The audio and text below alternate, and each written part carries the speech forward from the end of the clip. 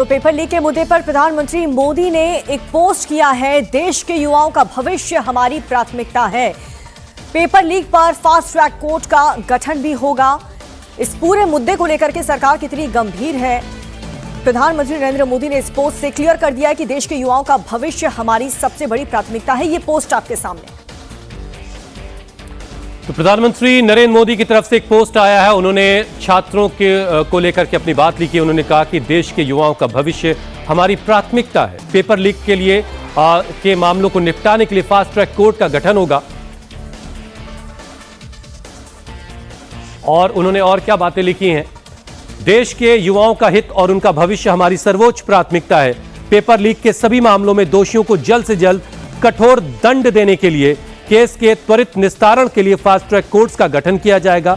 इस संबंध में निर्देश दे दिए गए हैं कि संबंधित विभाग आवश्यक कार्रवाई सुनिश्चित करें। विद्यार्थियों के हितों को सुरक्षित करने के लिए सरकार द्वारा लिए जा रहे निर्णयों की श्रृंखला में यह एक महत्वपूर्ण कदम है। युवाओं के भविष्य के साथ खिलवाड़ करने वाले किसी भी व्यक्ति को बख्शा नहीं जाएगा। देवेंद्र पराशर हमारे पॉलिटिकल एडिटर इस पर और ज्यादा अपडेट के साथ जुड़ चुके हैं। देवेंद्र, इससे पहले भी प्रधानमंत्री ने जो मंगल मिलन कार्यक्रम हुआ था उसमें भी छात्रों को लेकर के एक बात कही थी, एक बड़ी बात कही थी, और अब एक पोस्ट के जरिए क्या इससे अब आंदोलन जिस तरीके से चल रहा है, क्या इससे कुछ छात्रों को इससे राहत मिलेगी? छात्र इस भरोसे पर यकीन करेंगे और आंदोलन खत्म होगा इस दिशा में? इसे एक बड़ा कदम माना जाए? ये आंदोलन का तो ज्यादातर हिस्सा क्योंकि पॉलिटिकल है तो वो पॉलिटिकल ऑप्टिक्स से ही देखा जाएगा, और निश्चित तौर पे इस तरह के कदम को पॉलिटिकल प्रिज्म से देखने वाले अपोजिशन के दल जो कि उस आंदोलन के पीछे खड़े हैं, तो उनको बहुत ज्यादा फर्क पड़ेगा नहीं पड़ेगा इसके बारे में अंदाजा नहीं लगाया जा सकता। लेकिन निश्चित तौर पर फास्ट ट्रैक कोर्ट का बनना कम से कम एक सख्त संदेश ये देगा पेपर लीक गिरोह को लेकर कि जो लोग ऐसे गिरोह के लोग हैं जो कि पेपर लीक कराते रहते हैं और छात्रों के भविष्य के साथ खिलवाड़ करते हैं, उनके ऊपर सख्ती की जाएगी। और बार बार इस बात को कहा भी जा रहा था कि पहले कुछ केसेस में देखा गया कि जब पेपर लीक गिरोह के लोगों की गिरफ्तारी होती थी तो फिर उसके बाद लूपहोल्स का फायदा उठाकर या बहुत लंबा मामला खिंचवाकर उनके ऊपर कोई बहुत सख्त कार्रवाई होने से वो बच जाते थे। अब उसको कम से कम टाइट करने की कोशिश की जा रही है, जब ये निर्देश सीधे सीधे प्रधानमंत्री की तरफ से दिए गए हैं कि एक फास्ट ट्रैक कोर्ट बनाया जाए और जो भी पेपर लीक के दोषी हों उनको सख्त से सख्त सजा दी जाए, ताकि ऐसे गिरोह के लोगों के अंदर एक भय हो कि अगर इस तरह के काम में जाएंगे तो फिर कानून में आपके लिए कोई बचाव का रास्ता नजर नहीं आएगा और बहुत जल्द आपको सजा मिल जाएगी। जी, तो एक भरोसा प्रधानमंत्री की तरफ से दिया गया। कोशिश यही है कि सरकार के जो काम इस दिशा में हो रहे हैं, सरकार जो पेपर लीक से जुड़ी चीज़ों को और बेहतर करने में लगी हुई है, उस पर छात्रों को और छात्रों का कॉन्फिडेंस उस पर लाया जाए। और उसी दिशा में प्रधानमंत्री ने पोस्ट करके ये जानकारी दी है कि फास्ट ट्रैक कोर्ट का गठन होगा और इसके जरिए दोषियों के खिलाफ कड़ी से कड़ी कार्रवाई की जाएगी।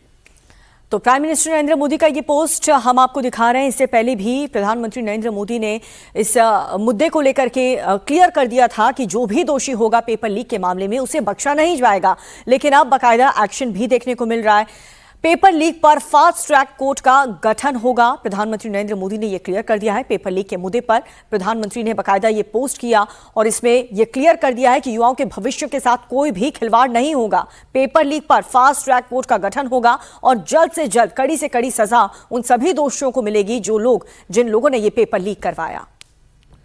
तो इस वक्त की बड़ी खबर हम आपको बता रहे हैं, प्रधानमंत्री ने एक पोस्ट के जरिए साफ संदेश दिया है कि पेपर लीक से जुड़े जो भी लोग हैं जिन्होंने पेपर लीक किया या उसमें शामिल रहे, उनके खिलाफ कड़ी कार्रवाई होगी। और इस कार्रवाई को बहुत तेजी से करने के लिए फास्ट ट्रैक कोर्ट का गठन किया जाएगा। इसके लिए निर्देश जारी कर दिए गए हैं। जो भी संबंधित विभाग है उन्हें तुरंत कार्रवाई के लिए कह दिया गया है। और जाहिर है ये छात्रों के बेहतर भविष्य की दिशा में एक बड़ा कदम है। लेकिन जो कुछ हो रहा है आंदोलन में वो एक पॉलिटिकल मामला भी है और वो एक अलग तरीके से देखा जाएगा।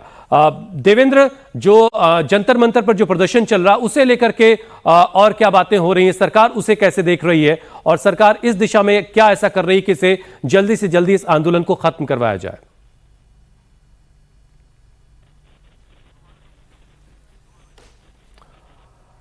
देवेंद्र पराशर हमारे पॉलिटिकल एडिटर इस वक्त हमारे साथ मौजूद हैं। छात्रों के बेहतर भविष्य के लिए सरकार काम कर रही है, वो अपनी अपनी जगह पर है, लेकिन आंदोलन भी एक बड़े आंदोलन की शक्ल लेता हुआ दिखाई दे रहा है। पिछले 3 दिनों में जो हिंसा हुई वहां पर वो भी हम सब ने देखी और बड़ी तादाद में वहां पर छात्रों का पहुंचना भी जारी। लेकिन सरकार की कोशिश ये भी होगी कि इस आंदोलन को जल्द से जल्द खत्म करवाया जाए ताकि जो पार्लियामेंट का सेशन है वो सुचारू रूप से चल सके। हमारे पॉलिटिकल एडिटर देवेंद्र पराशर इस वक्त हमारे साथ हैं। देवेंद्र, सेशन जो है मॉनसून सेशन वो चल नहीं पा रहा है और एक बड़ी वजह जो आंदोलन चल रहा है वो भी है। इस दिशा में सरकार ऐसा क्या कर रही है जिससे मॉनसून सेशन कम से कम संसद की कार्रवाई चल पाए? देखिए, इसके 2 हिस्से हैं। पहली बात तो ये है कि जो पार्लियामेंट में जो गतिरोध चल रहा है उसके लिए सरकार बार बार अपोजिशन को ये कह रही है कि हम लोग चर्चा के लिए तैयार हैं और आप रूल के तहत नोटिस दें और उसके तहत जो भी चेयर के द्वारा स्वीकृत किया जाएगा उस पर चर्चा करने के लिए सरकार तैयार है। दूसरी तरफ जंतर मंतर पर जो प्रोटेस्ट चल रहा है उसमें कल भी बुलाया गया था सीजेपी के प्रतिनिधियों को, भारत सरकार के 2 मंत्रियों के द्वारा, जिसमें केंद्रीय मंत्री, केंद्रीय स्वास्थ्य मंत्री जेपी नड्डा और डॉक्टर जितेंद्र सिंह हैं। लेकिन बाद में सीजेपी के प्रतिनिधियों ने यह कहा कि वो उनके आवास पर या उनके दफ्तर में भी नहीं जाएंगे, बल्कि या तो यहाँ है या किसी न्यूट्रल प्लेस पर मिल सकते हैं। स्वाभाविक तौर पर सरकार इस चीज को अभी इस रूप में नहीं देख रही है कि जंतर मंतर पर तो जाने का तो सवाल ही नहीं पैदा होता और न्यूट्रल प्लेस से भी जाने का कोई मतलब नहीं होता है। बहुत आराम से वो मंत्रालय में आकर मिल सकते हैं और किसी को भी अगर मंत्री से मिलना हो या मंत्रालय में जाकर कोई बात करनी हो तो सबसे सुटेबल ऑप्शन यही होता है कि अब मंत्रालय में जाएं। तमाम अधिकारी भी वहां मौजूद रहते हैं, तो कोई भी इनपुट लेना, कोई चीज करनी होती है तो वो हो जाता है। तो जाहिर तौर पे सरकार का ये मानना है कि सीजेपी के लोगों के पीछे क्योंकि पॉलिटिकल फोर्सेज हैं तो इस मामले को और पेचीदा कराने के लिए इस तरह की शर्तें रखवा रहे हैं। अन्यथा पिछली मुलाकात में जब वो गए थे तो उस मुलाकात के बाद ऐसा नहीं था कि मुलाकात के बाद वो बाहर निकले वो ये कहें कि जेपी नड्डा जी के घर पे हम लोग आया, हमारे साथ अच्छा व्यवहार नहीं हुआ इसलिए हम दोबारा यहाँ नहीं आएंगे। तो ये सारी चीजें स्वाभाविक है कि क्योंकि पॉलिटिकल ऑप्टिक्स के तहत देखी जा रही है तो वो मामला भी और खींचेगा। लेकिन आज भी सरकार का स्टैंड यही है कि सीजेपी के प्रतिनिधि आए और बातचीत करें और सरकार जो आश्वासन उनको दे सकती है वो देगी। देवेंद्र, जाहिर है कि प्रधानमंत्री का ये पोस्ट सोनम वांगचुक तक भी पहुंचा होगा। उनकी तरफ से एक इशारा अनशन को खत्म करने के लिए यह दिया गया है कि सरकार अगर जिन छात्रों पर बल प्रयोग हुआ है और जिनके खिलाफ एफआईआर हुई है इसे सरकार अगर वापस लेने का इशारा देती है तो वो अनशन खत्म कर सकते हैं। ये एक अच्छा संकेत उनकी तरफ से माना जाए?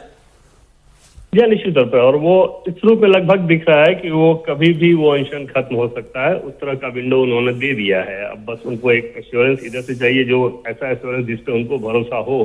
तो वो एश्योरेंस देखने वाली बात हुई किस रूप में दिया जा रहा है, वर्बल दिया जा रहा है या किसी और रूप में दिया जा रहा है। आमतौर पर सरकारें ऐसी चीजों को बहुत रिटेल में नहीं दे सकते क्योंकि जरूरी ठीक है कि चलिए छात्रों के खिलाफ कोई कार्रवाई नहीं होगी, लेकिन छात्रों के आंदोलन के पीछे अगर एंटी सोशल एलिमेंट आकर वहां उन्होंने पुलिस वालों के खिलाफ हिंसा की है जिसमें 118 पुलिस वाले घायल हुए हैं तो उनके खिलाफ भी कैसे कार्रवाई ना हो। तो कानून स्वाभाविक तौर पे अपने हिसाब से काम करता है। उसमें देखने वाली चीज रहेगी कि सोनम वांगचुक को जो एश्योरेंस मिलता है क्या उससे संतुष्ट हो पाते हैं। लेकिन रास्ता एकदम से नजर ये आ रहा है कि वो अनशन कभी भी खत्म हो सकता है। जी। अच्छा देवेंद्र, क्या सरकार कुछ, आप जाहिर है कि आप बहुत करीब से देख रहे हैं सारी चीजों को, सरकार की तरफ से कहा गया कि भाई पार्लियामेंट में जब चाहे बहस कर सकते हैं, दिन विपक्ष तय कर ले, वक्त विपक्ष तय कर ले, तो ये सारी चीजें विपक्ष को करने का मौका दे दिया गया। इसके बावजूद आंदोलन का रास्ता और प्रोटेस्ट का रास्ते पर विपक्ष अभी चल रहा है। क्या किसी तरह का कोई स्ट्रेस आप देख रहे हैं, सरकार के रुख में कोई तनाव है?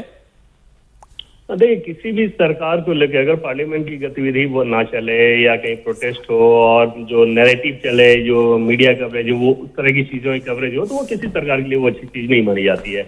सरकार के हिसाब से अगर आप सोचें तो उनके लिए बेस्ट ये होता है कि उनके कामकाज को लेकर चर्चा हो, उनकी योजनाओं की चर्चा हो। तो वो अगर नहीं हो रहा है तो निश्चित तौर पे सरकार के लिए अच्छी चीज नहीं हो सकती है। और उस लिहाज से सरकार की कोशिश रहेगी कि जल्द से जल्द पार्लियामेंट का गतिरोध खत्म हो। हालांकि विपक्षी दलों के नजरिए से भी देखें तो कोई भी अपोजिशन जब ये रहता है उसको कोई ऐसा मौका मिल जाए कि सरकार के ऊपर दबाव बनाया जा सके तो दबाव बनाने की कोशिश की जाती है। बीजेपी भी जब अपोजिशन में थी तो इस काम को करती थी।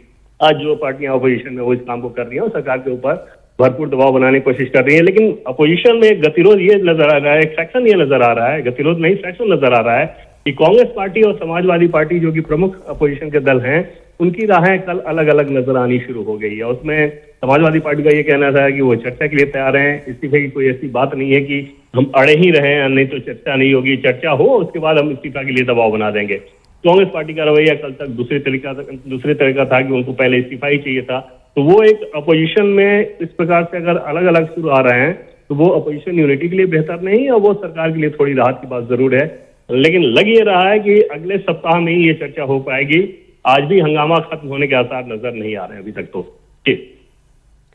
तो अलग अलग राजनीतिक दल, लेकिन देवेंद्र, जाहिर है कि इसमें स्कोप देख रहे हैं। एक बड़ा आंदोलन हमने इस तरह का पिछले वक्त में इस तरह का नहीं देखा, जब इतनी बड़ी तादाद में लोग किसी आंदोलन के लिए इकट्ठा हुए हों, और कॉज भी यहां पर चूंकि छात्रों का है, छात्रों के हितों से जुड़ी हुई बात है, एग्जाम से जुड़ी हुई बात है, इसलिए बड़े पैमाने पर लोग पहुंच रहे हैं। अच्छा देवेंद्र, अभी जब ये 20 जुलाई को यानी सोमवार के दिन जो संसद मार्च जिस दिन होना था, पहला दिन जिस दिन हिंसा भी हुई, जिस दिन काफी हंगामा हमने देखा, क्या इससे पहले से ये प्रदर्शन वहां पर चल रहे थे? क्या सरकार के कैलकुलेशन में आपको लगा कहीं कुछ थोड़ी बहुत ऊपर नीचे मामला हुआ, सरकार आंक नहीं पाई कि ये आंदोलन इतना बड़ा होने जा रहा है? एक्सपेक्टेड था कि जैसे ही सेशन की शुरुआत होगी उस समय अचानक से बहुत ज्यादा लोग वहां पर लाकर, और जब पार्लियामेंट कुछ करने वाली बात कह दी गई तो सरकार को समझ में आ गया था कि पुलिस के साथ झड़प क्रिएट करने की कोशिश की जाएगी, और ठीक है पार्लियामेंट का सेशन जब शुरू होगा उसी के आसपास होगा। अगर ये सेशन 10 दिन पहले होता तो सरकार के हिसाब से ये हंगामा तब हुआ होता। अगर ये सेशन 10 दिन बाद का होता सेशन की तारीख, तो अब ये हंगामा उस समय तक खींचा जाता। तो सरकार का ये आकलन था कि इस तरह की चीजें होंगी, और क्योंकि उसमें पॉलिटिकल फोर्सेस जुड़ गई हैं, जैसे वेस्टर्न यूपी से बहुत सारी बसें आई थी और लगातार नाम आ रहा है भीम पार्टी के जो चंद्रशेखर है उनके बारे में बताया जा रहा है कि उनके बहुत सारे लोग वहां पर आए। तो जैसे ही पॉलिटिकल पार्टी अपोजिशन के लोगों का उसमें इन्वॉल्वमेंट हुआ, उसे इंटेंसिफाई होना ही होना था। कल जैसे एक स्टूडेंट के बारे में जिनका इलाज अभी ऑलरेडी चल रहा है, हालांकि वो स्टूडेंट नहीं है, वो ऑलरेडी एमबीए करके जॉब कर रहे हैं, और पैलेट गन पे उनको चोटें आई है, गंभीर चोट आई थी, अब वो बेहतर हैं। तो इस तरह की चीजें तो सरकार के जहन में थी। पुलिस के हिसाब से देखें तो निश्चित तौर पे दो बड़ा सवालिया निशान ये जरूर था कि क्या पार्लियामेंट के उतने नजदीक तक पहुंचने देना, ये पुलिस वालों की तरफ से उसमें कहीं कोई आकलन में गड़बड़ी हुई है। दूसरी तरफ पुलिस के ऊपर समस्या ये भी रहती है कि अगर बल प्रयोग किया गया जैसा कि किया गया तो उसको लेकर भी सवाल खड़े होने शुरू होते हैं। लेकिन एक चीज बहुत जरूरी थी, दूसरी चीज की आईबी इनपुट्स को लेकर भी बात कही जा रही है कि क्या इस तरह के इनपुट्स थे कि बाहर से फोर्सेस आ रही हैं, बाहर से गाड़ियां आ रही हैं, इतना बड़ा जमाव हो रहा है, और फिर उसको रोकने के लिए कुछ किया जाना चाहिए था, ताकि ऐसी स्थिति ना हो कि पार्लियामेंट के पास तक लोग पहुंच जाएं और वहां पर जाकर हुड़दंग करना शुरू करें, जिसके बाद पुलिस बल प्रयोग करे और फिर एक दूसरी स्थिति उत्पन्न हो जाए जैसे कि हुई।